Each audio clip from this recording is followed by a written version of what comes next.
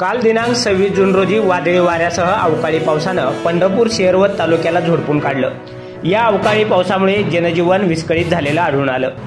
दरम्यान पाऊस सुरू झाल्याने लिंबाच्या झाडाखाली आसरा घेतलेल्या 3 महिलांच्या अंगावर वीज कोसळल्याची दुर्घटना घडली। यात शेतकरी कुटुंबातील महिला शारदा कल्याण कुंभार वय 45 यांचा मृत्यू झाला आहे, तर अन्य 2 महिला गंभीर जखमी झाल्यात। ही घटना पंढरपूर तालुक्यातील भटुंबरे शिवारात घडली। रविवारी सायंकाळी 6 वाजता ही घटना घडली।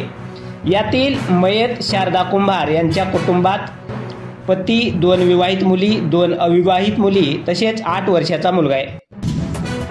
पंढरपूर तालुक्यात आज दिनांक 27 मे 2024 रोजीचे पर्जन्यमान मंडळनिहाय पुढील प्रमाणे आहे।